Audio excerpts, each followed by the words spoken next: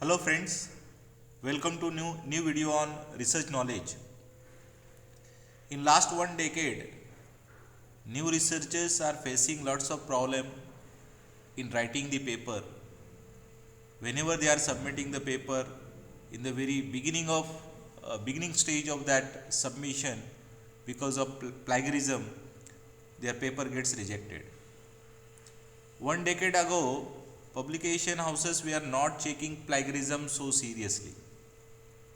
But in last one decade, every publication house is checking the plagiarism of every paper very seriously. Somewhere we researchers are responsible for that, because whenever we are taking some text, some figures, some part of any paper to be used in our paper or our manuscript, we are not properly acknowledging the contribution of other researchers.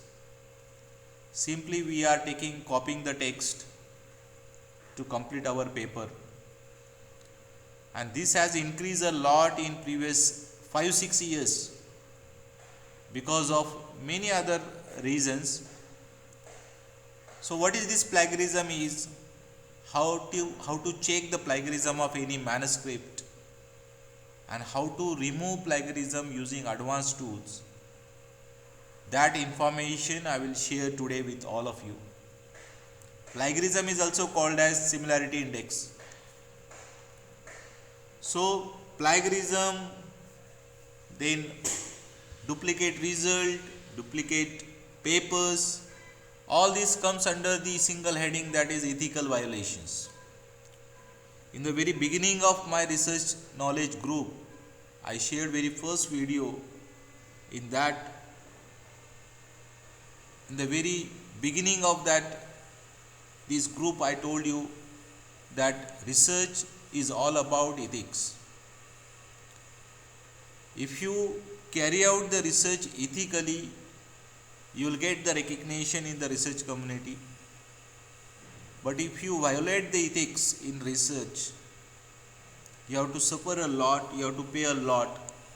Maybe sooner or later, ethical violations always disclose.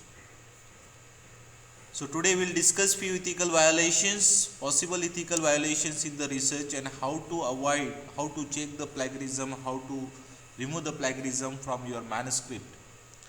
So what is plagiarism is? Plagiarism means using the ideas or words, text of another person in our manuscript or our paper without giving the proper or appropriate credit or reference to that person. So without quoting the proper reference, and if you are using some ideas, some figures, some tables, some words from any other manuscript, it is called as plagiarism. Copying the text from the other paper doesn't mean that person should be another person only. It is not your paper. Of course, if you even copy a text from your own paper which you published earlier, that also comes under plagiarism. It is called as self-plagiarism. So plagiarism means the word copying beyond a short phrase or more than 5-6 words. If you copy from other paper or other manuscript, and if you won't cite a proper reference to that, if you won't give the credit to another, that author, it comes under the plagiarism. Plagiarism is not only for writing a paper. Even if you are giving a presentation, if you are preparing a PPT, if you are preparing a video, there also you cannot copy the text, you cannot copy the image. All of you know that even right now I am preparing this video. If I use anything from the other sources, I have to properly acknowledge that YouTube is also checking the copyrights material. and if anything which is found copyright which I am using in my presentation or in my video, it is showing that it is plagiarized or it is copyright. So we cannot use any word, any text, any idea, any figure, any table from any paper without acknowledging or citing the reference of that author. So that comes under plagiarism. And many times researchers are taking the lots of information from the other manuscript. You can take that information, there is no problem. You can use the papers, text of another paper, but that information also you have to write down your own words. As it is sentence, as it is statements, as it is figures, you cannot quote in your paper. Okay, that is called as plagiarism. Plagiarism for any paper nowadays, it is a condition of every publication house almost, that not more than 20% text of your paper should be plagiarized. It means not more than 20% text you can copy from any other paper. This is the condition of almost every publication house. They are showing in the beginning of submission as a similarity index. And if that similarity index is more than 20%, that manuscript, that paper is sent back to author for removing the plagiarism. It is not sent to any reviewer for review unless and until your similarity index is less than 20%.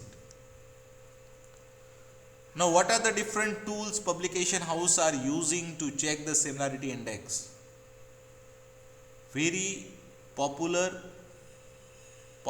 used by the many publication house for this is Turnitin. So Turnitin is a software which is used to check the similarity index of the manuscript. And there is one more which is equally or parallelly important, and that is Authenticate. These two tools are very important and nowadays used by the many publication houses to check the similarity index, Turnitin and Authenticate. So the two sample images I have quoted here to understand how the final reports of these two softwares are there. So this is of Turnitin report. If you look at this, here some statistics are given. 13% similarity index. It represents that 13% of text or content of the paper is matching with previously published results. Previously published research papers.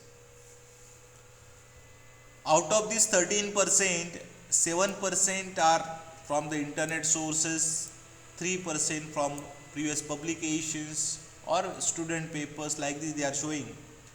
And then detailed report you are getting below that, how much percentage from which paper or which source. So for example, here it is written 3% out of this 13, 3% is matching with this one report, student paper of this Nassau State University. Then some other sources, there is one paper, 1% text is matching with this paper. Like this, finally you are getting a report from Turnitin, and then you have to work out on this.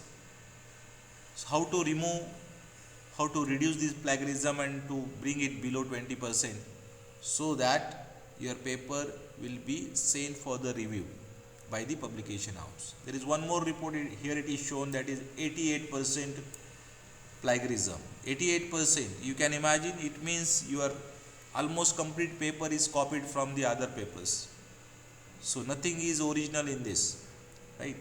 So this is 56% from this student paper is copied, 17%, 14% all, right? So these are the some tools which are used to check this plagiarism. Very first we discuss Turnitin and Authenticate, then Urkund. Nowadays this is also popularly use Urkund, then very guide, dupli checker, article checker, white smoke, flag scan, lithium, copy catch. These are the few tools which can be used to check the plagiarism. But as far as research publication houses are concerned, they are using Turnitin, Authenticate, and up to some extent Urkund. These three softwares are important which are used by the publication houses to check the plagiarism. Now there are few other points related to ethical violation. As I told you, if you are presenting the false result, if you fabricate the results, that is also serious form of misconduct, which is also a big ethical violation. Similarly, duplicate publication. Many times what happen, researchers, when you are submitting a paper to standard journal, sometimes journal is taking 6 months, 1 year to publish your paper. And after 1 year, if suppose your paper get rejected, it is very frustrating situation for a researcher. And that's why many times what happen, researchers are parallelly sending the one manuscript to one or more than one journal, two or more than two journals, to just avoid the delay in publication.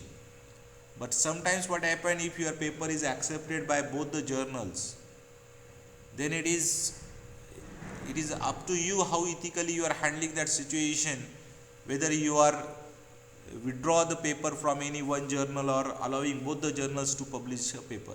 So this is called as duplicate publication. If you are submitting the same paper, same manuscript to two or more than two journals, and if it gets accepted and published, then it comes under the ethical violation of duplicate publication.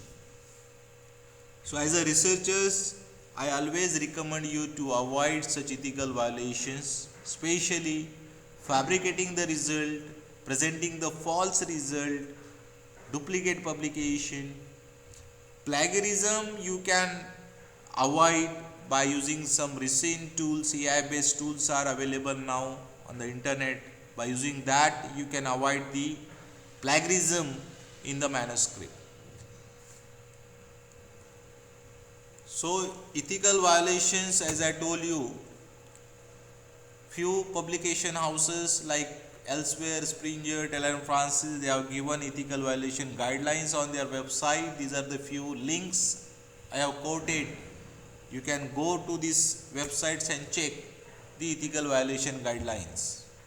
As I told you very beginning, sooner or later ethical violations get exposed, right?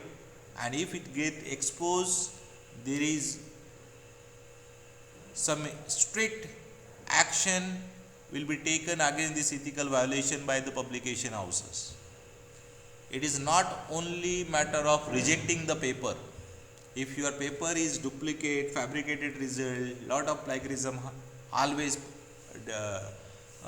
found in your paper. So it is not only matter of rejecting the paper. If it is happened repeatedly, some serious actions will be taken against you. What are those actions? Very first action is for serious cases like duplicate publication, duplicate results, and very more than 80-90% plagiarism. The authors will be banned by the publication houses. Banning authors from publishing a paper in any journal for at least 3 to 5 years. Publication houses will ban you. Even they are publication houses inform this your name to the other publication house, your co-authors and all other sources where you can publish a paper. From everywhere you will be banned because of some serious ethical violations in the research. And if your case is not that much serious, then your name will be put in the watch list. So second action is your name will be put in the watch list, so that whenever you are submitting a paper to any journal, on priority basis your manuscript will be thoroughly checked by the editor whether any serious copy cases, plagiarism, duplicate results are found or not, and then only your paper will be forwarded for the review. So banning the author, or if you are considered under the your name is will be put in the watch list, these are the serious actions will be taken by the publication house against the ethical violations. So as a researchers, we should always take care that our name should not come in this blacklist, because it is not only a matter of our name, but against our name there is affiliation of our nation India, which spoil the image of our country. Now if you are suffering from the plagiarism part, here are some tools I am suggesting which you can use to remove your plagiarism. But please let me clear, these are only to improve the text part of your manuscript, not to generate the duplicate results, duplicate paper using the AI based tools. I am not recommending these tools to use for the duplicate results. It is only you can improve the text part. You can paraphrase your text by using these tools to avoid the plagiarism, to bring the plagiarism below 20%. Right? Nowadays everybody is aware about this. This is not new thing. I am not sharing first time this. Every researcher is aware about all these tools. Right? If your paper is found in plagiarism or similarity index more than 20%, now how to reduce it? So that you have to rewrite the statement using the different words, synonyms. Okay, so it is called as paraphrasing tools, paraphrasing these statements. So nowadays the popular tool, AI based tool which is available, and which 90%, more than 90% researchers, those who are using this tool for writing their manuscript is ChatGPT. Very famous tool nowadays, which is not only for writing a paper, for everything, preparing a presentation, manuscript, document, for anything. Even sometimes it is giving the programs also.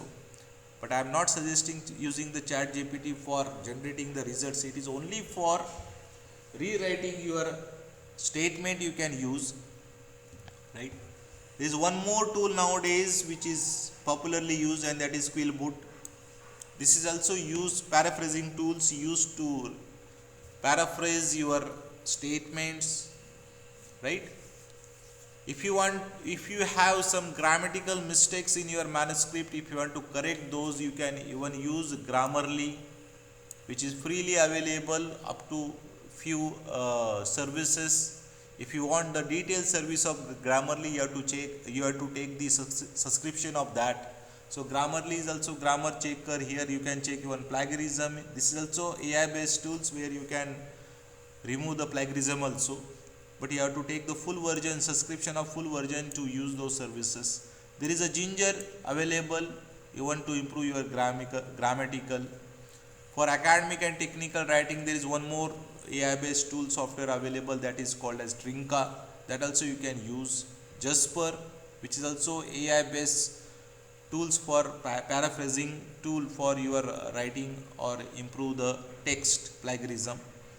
Jasper earlier was known as, formerly it was Jarvis.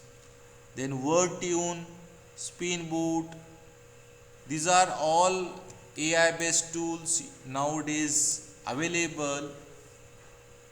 Some up to certain extent you can use all these freely, but if you want to use it all full services, then you have to take the subscription of all these AI based tools, and then you can use these tools to improve your manuscript grammatically, even to remove the plagiarism, quality of English, everything. right? So these are the latest tools available to remove your plagiarism.